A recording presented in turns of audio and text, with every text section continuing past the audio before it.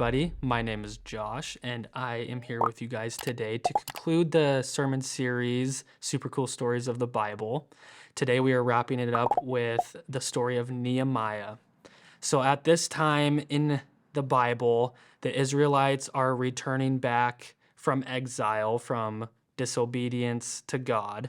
At the same time, Nehemiah is serving King Artaxerxes as his cupbearer, which is a very important role in the kingdom. He is essentially in charge of making sure that the king doesn't get poisoned and die, because if he does, then Nehemiah's gonzo. So this is all happening at the same time. Word gets back to Nehemiah that Jerusalem is in shambles, and since Nehemiah is of the province of Judah, this makes him very sad. So he is now crying, he's fasting, and he's praying to God for just one chance to change this. And the next day or so goes by. The king starts to notice that Nehemiah is really sad. So then it draws him to ask the question of Nehemiah, hey, why are you so sad? And this is what we are told happens next. Nehemiah 2:2-8. So the king asked me, why are you looking so sad? You don't look sick to me. You must be deeply troubled. Then I was terrified, but I replied, long live the king. How can I not be sad? For the city where my ancestors are buried is in ruins, and the gates have been destroyed by fire. The king asked, well, how can I help you? With a prayer to the God of heaven, I replied, if it please the king, and if you are pleased with me, your servant, send me to Judah to rebuild the city where my ancestors are buried.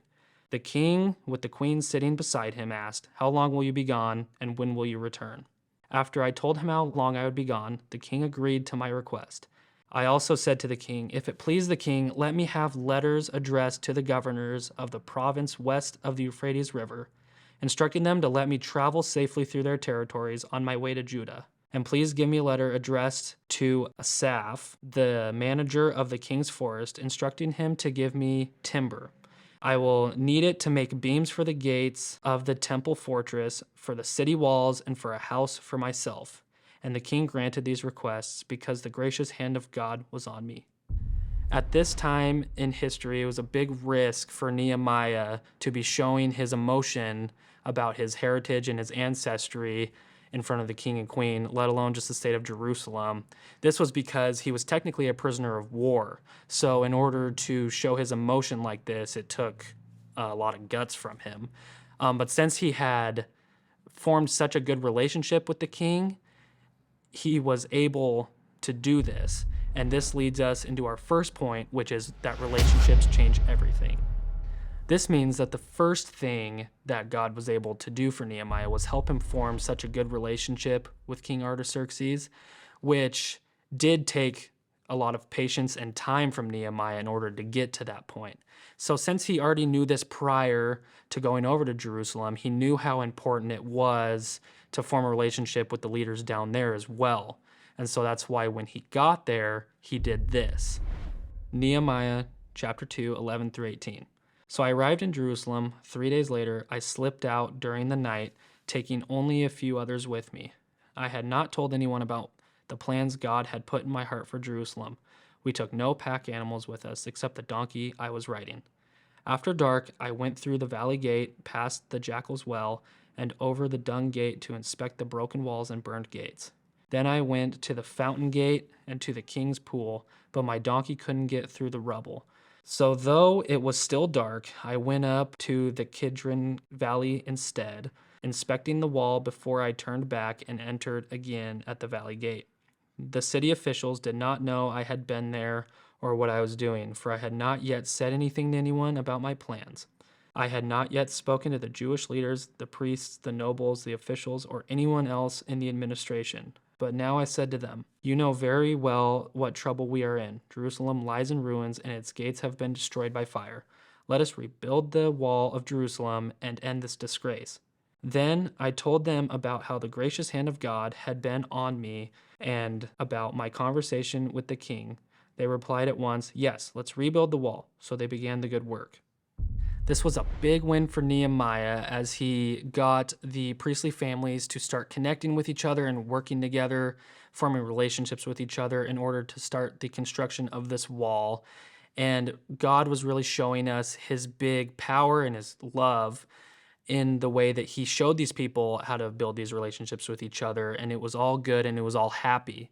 But obviously, like all good things, there's always a little bit of a bad thing at some point. And there was people who were very unhappy with the wall being built back. One guy in particular, whose name was Sanballat, he was really angry that the Israelites were starting to build the wall again. And he was actually starting to make threats of violence, and he was mocking them. And that leads us into Nehemiah 4, 1 through 3. Sanballat was very angry when he learned that we were rebuilding the wall. He flew into a rage and mocked the Jews, saying in front of his friends and the Samaritan army officers, "What does this bunch of poor, feeble Jews think they are doing? Do they think that they can build the wall in a single day by just offering a few sacrifices?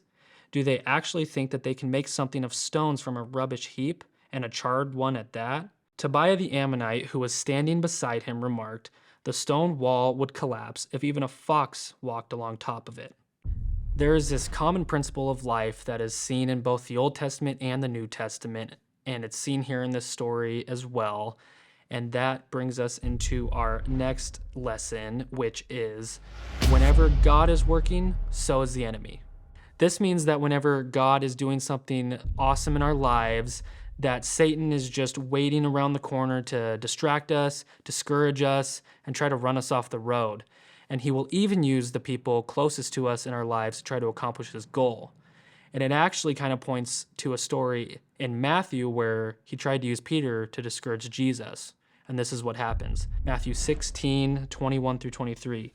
Jesus began to tell his disciples plainly that it was necessary for him to go to Jerusalem and that he would suffer many terrible things at the hands of the elders, the leading priests, and the teachers of religious law. He would be killed, but on the third day he would be raised from the dead. But Peter took him aside and began to reprimand him for saying such things. "Heaven forbid, Lord," he said, "this will never happen to you." Jesus turned to Peter and said, "Get away from me, Satan. You are a dangerous trap to me. You are seeing things merely from a human point of view, not from God's." So remember that whenever God is doing something in our lives or the lives of others, Satan is waiting to make his attempt to ruin it. And this is something that we need to be prepared and ready for and be strong in. And it is also much easier to fight this when we have people around us to be our teammates and help watch our back. And Nehemiah helped the Israelites see this, and this is what happens next. Nehemiah 4, 14 through 23. Then as I looked over the situation, I called together the nobles and the rest of the people and said to them, "Don't be afraid of the enemy. Remember the Lord who is great and glorious, and fight for your brothers and sisters, your sons, your daughters, your wives, and your homes." When our enemies heard that we knew of their plans and that God had frustrated them, we all returned to our work on the wall. But from then on, only half of the men worked, while the other half stood guard with spears, shields, bows, and coats of mail. The leaders stationed themselves behind the people of Judah who were building the wall. The laborers carried on their work with one hand supporting their load and the other hand holding a weapon. All the builders had a sword belted to their side. The trumpeter sat with me to sound the alarm. Then I explained to the nobles and officials and all the people, "The work is very spread out, and we are widely separated from each other along the wall. When you hear the blast of the trumpet, rush to wherever the sound is. Then our God will fight for us." We worked early to late, from sunrise to sunset, and half the men were always on guard. I also told everyone living outside the walls to stay in Jerusalem. That way, they and their servants could help with guard duty at night and work during the day. During this time, none of us, not I, nor my relatives, nor my servants, nor the guards who were with me, ever took our clothes off. We carried our weapons with us at all times, even when we went for water. The devil is constantly going to try to get at us. And that's why it's so important to have a team built around you or you built around them in order to fight off the enemy, because that's oftentimes the only way to do it successfully. And that brings us into point number 3, which is work is better together. In other words, work is a lot more fun, safe, and easier when you have a bunch of people around you to help you get the job done. And actually, King Solomon, in one of his life principles, states this: Ecclesiastes 4:9-12. Two people are better off than one, for they can help each other succeed. If one person falls, the other can reach out and help. But someone who falls alone is in real trouble. Likewise, two people lying close together can keep each other warm.